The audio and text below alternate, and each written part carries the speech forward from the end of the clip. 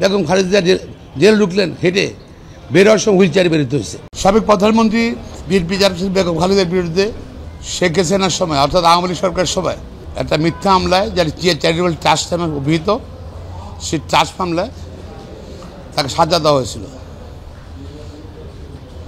মহামান্য হাইকোর্ট সেমনে তাকে খালাস দিয়েছেন। পরবর্তী সরকার এবং দ্রুত আপিল করলো, সে আপিল শুনানির জন্য ছিল। সেখানে আমাদের বক্তব্য ছিল এটা প্রাইভেট ট্রাস্ট এবং বিএনপি নিজস্ব টাকা দিয়ে, প্রাইভেট টাকা দিয়ে এই জমিটা কেনা হয়েছে ট্রাস্টের নামে। ব্যক্তিগত এটা কোনো নাথিং টু ডু। সরকার কোনো টাকা ইনভলভ না, রাষ্ট্রের কোনো টাকা ইনভলভ না। তারপরে এই মামলা কিন্তু আওয়ামী লীগ সরকার দুর্যোগকে ব্যবহার করে এই মামলা করেছিল বেগম খালেদার বিরুদ্ধে রাজনৈতিক হয়রানি করার জন্য, এবং সাক্ষীগণনা পর্যালোচনা করেছে, কোনো অপরাধ প্রমাণিত করতে পারেনি, যেটা হাইকোর্ট ডিভিশন উনি জাজমেন্টে বলেছেন। আবুল হোসেন সেই জাজমেন্টটা বহাল রাখছেন, অর্থাৎ বেগম খালেদার বিরুদ্ধে সরকার খালাসির বিরুদ্ধে সরকার এবং দুদক কর্তৃক দুটো আজকে আপিল করেছিল।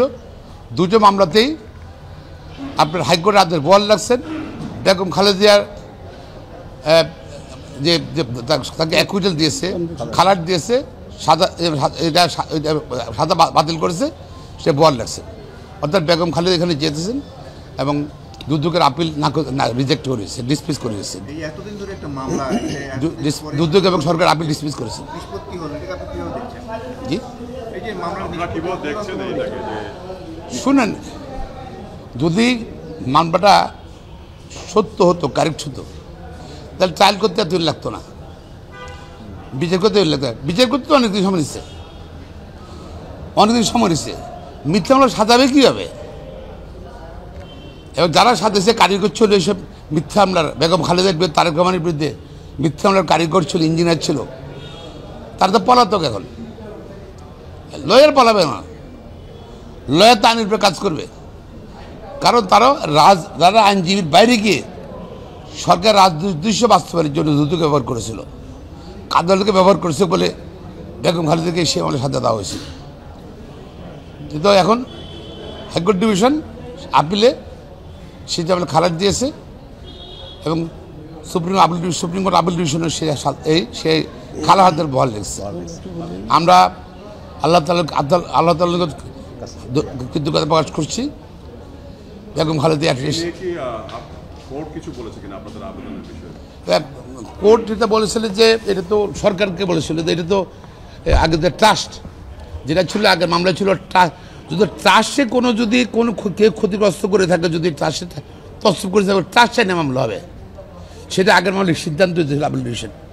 তো সিমিলার কেস এটাও, এখানেও ট্রাস্টে যেহেতু যে মুহূর্তে আপনি দান করবেন ট্রাস্টের সম্পত্তি, ট্রাস্ট যদি কোনো মিসইউজ হয়, সে ট্রাস্টের অনুযায়ী মামলা হবে, ব্রিচ অফ ট্রাস্টের জন্য, দুদকে মামলা তো হবে না। সেটাই স্মরণ করে দিয়ে আমরা বলেছি যে আগের মামলাটার মতোই তখন আগের ট্রাস্ট ছিল এবং ট্রাস্টের দায়িত্ব এটা, দুদকের কোনো নাথিং টু ডু, সেটাই বলেছে। ট্রাস্ট আইনে ট্রাস্ট গঠিত, ট্রাস্টের টাকা যদি, ট্রাস্ট তো সারা দেশে লক্ষ লক্ষ ট্রাস্ট আছে, তো ট্রাস্টে যদি মিসইউজ হয়, যদি দুদকের নাথিং টু ডু, সরকারের কোনো কাজ দেয় এখানের মধ্যে। এখানে ট্রাস্ট আইন অনুযায়ী মানে আপনার বিচার হবে এবং আর এখানে কোনো আত্মহত্যা নেই। আমাদের টাকায় আমরা জায়গা কিনছি, হ্যাঁ, এটা আত্মহত্যা কি আসে? অনেকদিন পরে ন্যায় বিচার পেয়েছি, কিন্তু অনেক হ্যারাস হয়েছে। বেগম খালেদা অনেক হয়রানির সম্মুখীন হয়েছে, তার এই বয়সে দীর্ঘদিন সেই দেখতে হয়েছে এবং এই আপনার হাসপাতালে জেলে থাকা অবস্থায় তার সুচিকিৎসা হয়নি, যার জন্য বেগম খালেদা সুস্থ, বেগম খালেদা জেল ঢুকলেন হেঁটে, বের হওয়ার সময় হুইল চেয়ারে বেরোতে হয়েছে। তারপরে দেখেন কত প্রতিহিংসার, এবং তাকে চিকিৎসা করতে দেয়নি বিদেশে।